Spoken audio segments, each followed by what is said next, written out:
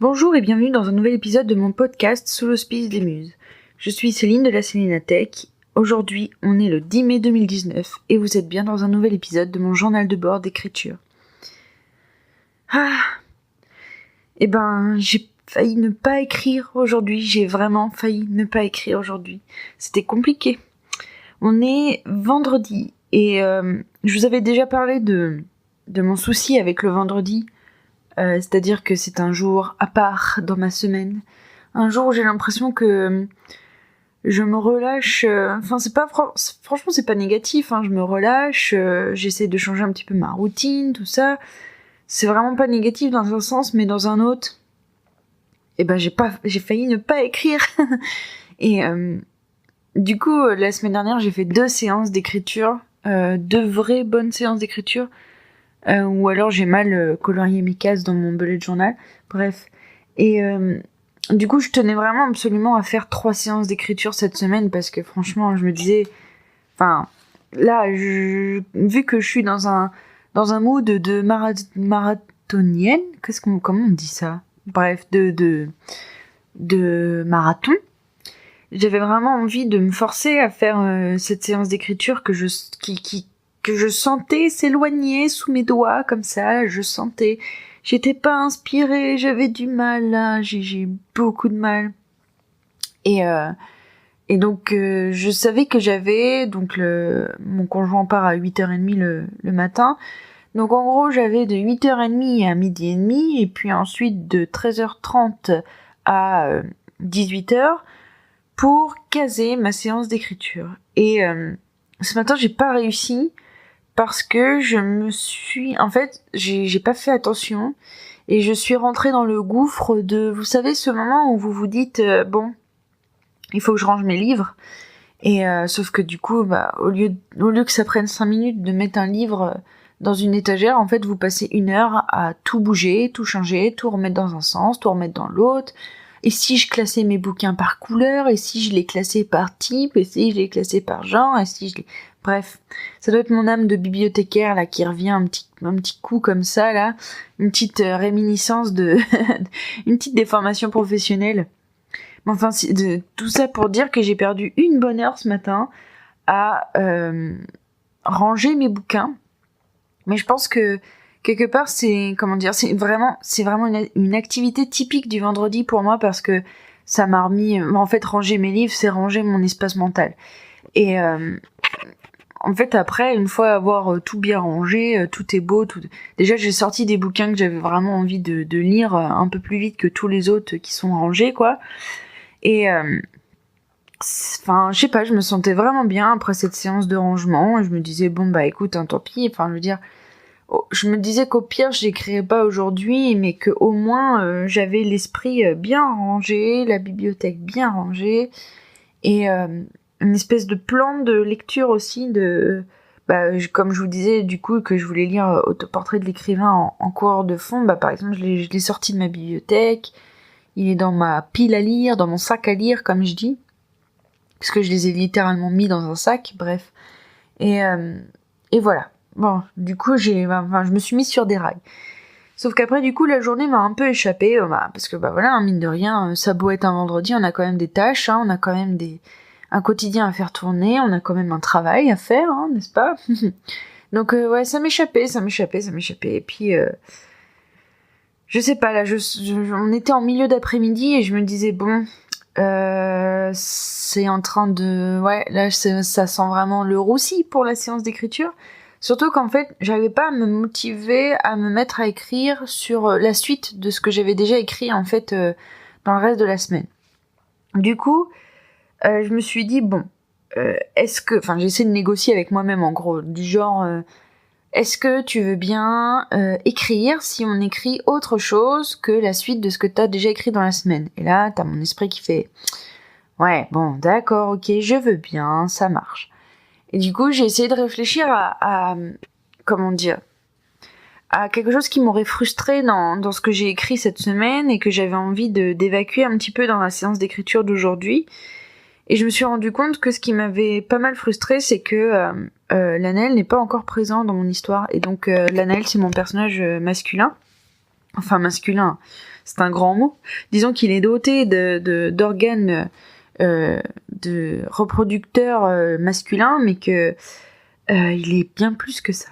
Et enfin bref, du coup, en fait, l'Anaël me manquait. J'avais vraiment envie de commencer à écrire sur l'Anaël parce que du coup, bah là, je suis focalisée sur Chiaki et du coup, bah c'est très bien, hein, parce que bon bah c'est mine de rien, c'est mes 2 personnages principaux, donc c'est un peu évident que je vais écrire à propos de 2. Mais l'Anaël n'était pas encore arrivée et en fait, je me suis lancée dans une scène qui recule l'arrivée de l'Anaël dans l'histoire et je crois que mine de rien ça m'a frustrée. D'autant plus que finalement, en fait, c'est rigolo parce que au tout début, il y a 10 ans, quand j'ai commencé à imaginer ce roman, c'était plus facile pour moi d'écrire sur Chiaki plutôt que sur l'Anaël, parce qu'en fait l'Anaël il vient pas forcément tout de suite de moi, quoi. En fait c'est Chiaki qui est arrivé en première, quoi. Sauf que là, aujourd'hui, j'en suis arrivée à un point où c'est plus facile pour moi d'écrire sur l'Anaël que sur Chiaki.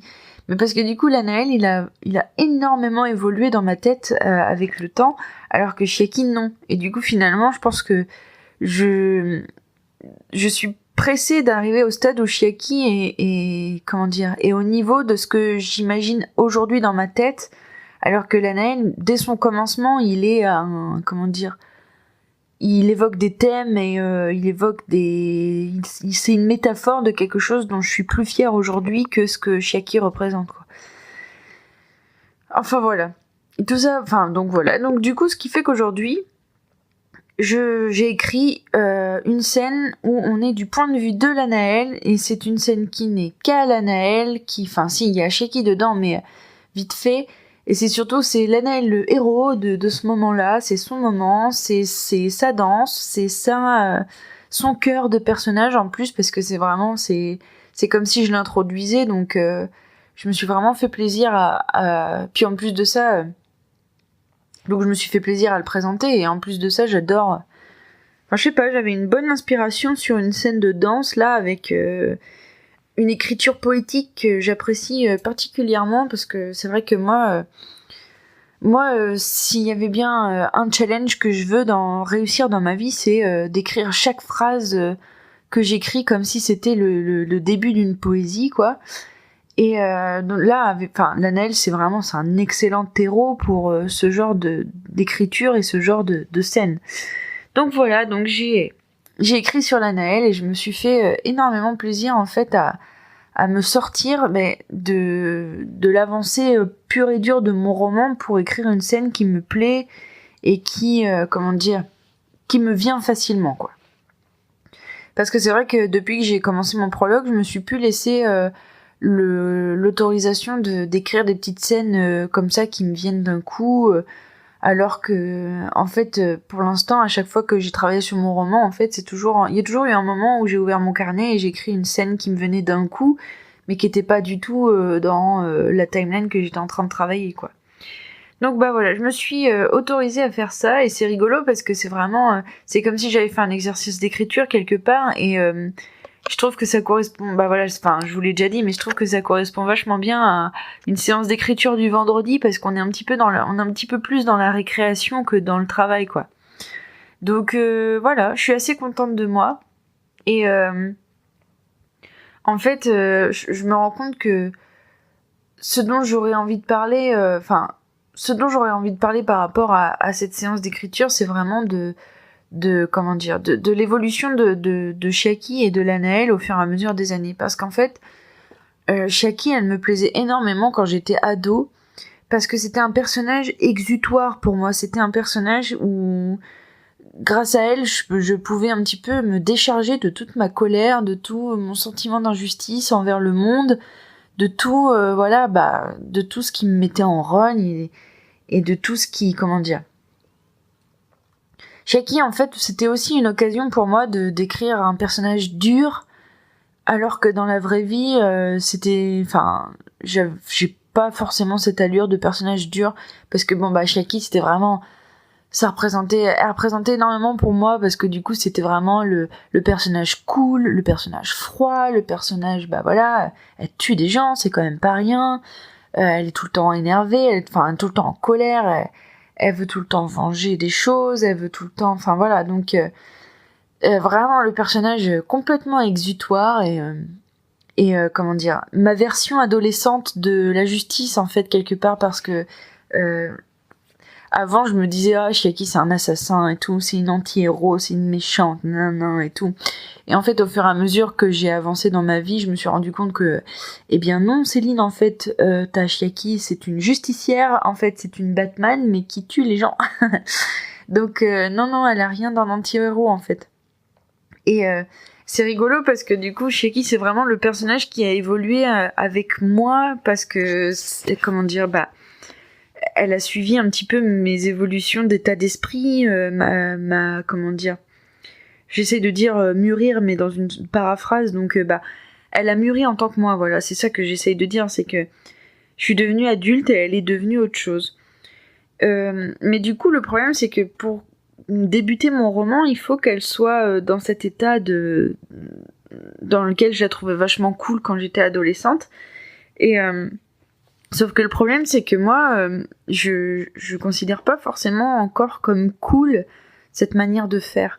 Et même au-delà de ça, en fait, je pense que j'ai la colère que j'ai en moi et le sentiment d'injustice que j'ai en moi, il est plus aussi virulent que, en tout cas, pas de la même manière que quand j'étais ado. Et du coup, c'est un peu compliqué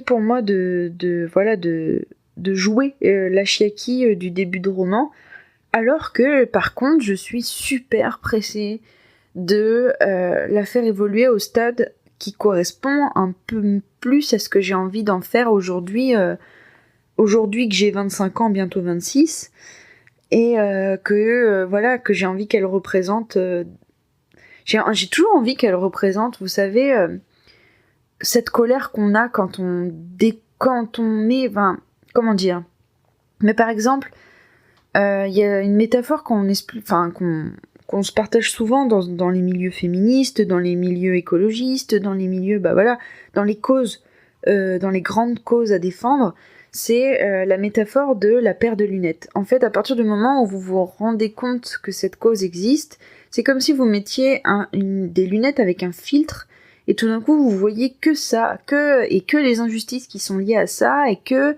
les raisons pour lesquelles vous voulez combattre pour ça. Et en fait, généralement, quand on rentre dans une sorte de militantisme comme ça, on a une énorme période de colère. Et moi, par exemple, je suis très très sujette à cette période de colère, et voire j'ai vraiment du mal à m'en sortir parce que je suis toujours en colère. Aujourd'hui, je suis toujours en colère sur certaines choses, et il y a vraiment beaucoup de choses qui me mettent hors de moi. Mais comment dire, j'ai bien compris aujourd'hui que si on quitte pas cet état de colère, en fait, on persuade personne, hein, ou en tout cas pas de la manière en laquelle moi je crois. Et du coup, j'aimerais bien que Chiaki, en fait, elle apprenne un petit peu cette j'aimerais bien que Chiaki, elle en arrive à ce moment de sagesse où on n'a plus besoin d'être en colère pour défendre les causes qu'on a envie de défendre.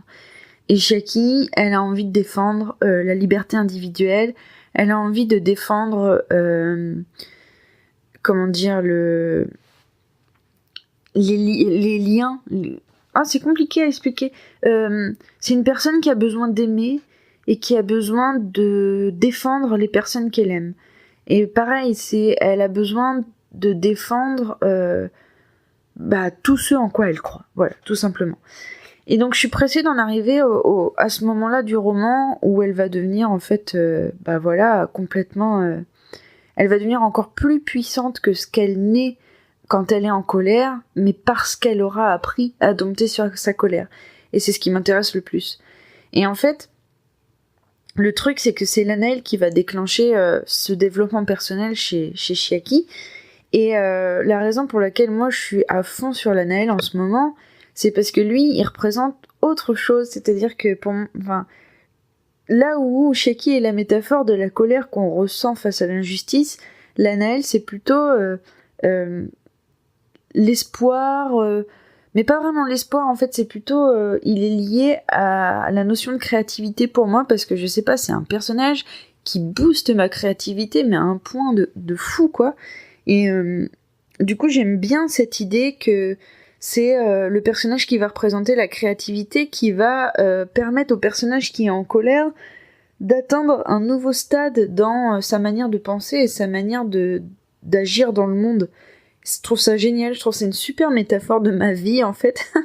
C'est-à-dire que ce pourquoi j'ai envie de militer, j'ai envie de le faire via ma créativité. Et donc c'est pour ça que j'aime tant Lanaël, parce que lui du coup c'est plutôt voilà la créativité exacerbée, et lui il va avoir un espèce de développement qui va être un peu à l'inverse de Chiaki, c'est-à-dire que Chiaki elle est renfermée sur elle-même et elle va s'ouvrir au monde, et Lanaël il est beaucoup trop au service du monde, et il faut qu'il apprenne à se préoccuper de lui-même. Voilà. Donc voilà, et du coup je suis contente parce que je suis vraiment très amoureuse de mes personnages principaux, et je suis vraiment pressée de les faire évoluer, et je suis pressée de vous les montrer, je suis pressée de savoir ce que vous en pensez, tout ça.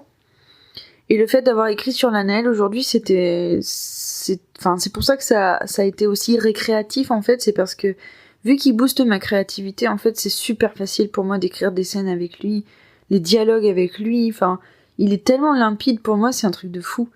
C'est vraiment il sort de moi comme ça tout seul, il a besoin de personne. Alors que Chiaki du coup j'ai l'impression qu'il faut qu'on se réapprivoise toutes les deux, dans le sens où je pense qu'il faut que je pardonne à ma naïveté adolescente, il faut que je pardonne à mes colères adolescentes, il faut que je pardonne à beaucoup de choses chez moi pour de nouveau pouvoir enlacer Chiaki dans sa globalité, quoi. Voilà. Bon bah du coup dans cet épisode je vous aurais pas développé une super thématique comme j'ai l'habitude de faire dans mes débriefings. C'est vrai que l'épisode précédent il était vachement marquant pour moi, du coup celui où je vous parlais de la description et du bouquin de l'autoportrait de l'écrivain en coureur de fond. Du coup, mais c'est pas grave, ça fait du bien d'avoir des petits épisodes un peu plus légers de temps en temps, même moi là... d'aborder ma séance d'écriture avec plus de légèreté que j'ai l'habitude de faire, ça me fait vachement du bien. Donc écoutez, je vous invite à considérer vos séances d'écriture du vendredi comme je considère les miennes, c'est-à-dire d'en profiter pour faire des récréations plutôt que de la productivité, parce que du coup moi là je suis vachement bien, je suis prête à entamer mon week-end avec sérénité, et j'ai très très très envie d'aller lire tous ces bouquins qui vont me faire avancer un petit peu en tant que, au niveau d'outils d'amélioration d'écriture. Donc j'espère vous retrouver la semaine prochaine avec des épisodes par rapport aux lectures que je vais faire, et ce fameux épisode thématique que je vous ai promis. Mais j'ai des lectures à faire parce que j'ai envie d'enrichir cet épisode avec des lectures. Voilà. Eh bien, je vous souhaite je sais pas quand est-ce que je publierai ce podcast, parce que j'essaye de rattraper un petit peu là où j'en suis avec mes publications, pour qu'un jour je puisse vous publier mes podcasts au jour le jour, ou en tout cas la veille pour le lendemain, oui c'est ça l'expression, pardon. Mais voilà, du coup j'espère que je vous publierai ça un vendredi, et je vous souhaite donc un bon week-end, je vous souhaite... d'être serein parce que c'est un état d'esprit qui est difficile à adopter, donc je vous souhaite d'être serein, et je vous souhaite de superbes séances d'écriture. Ciao!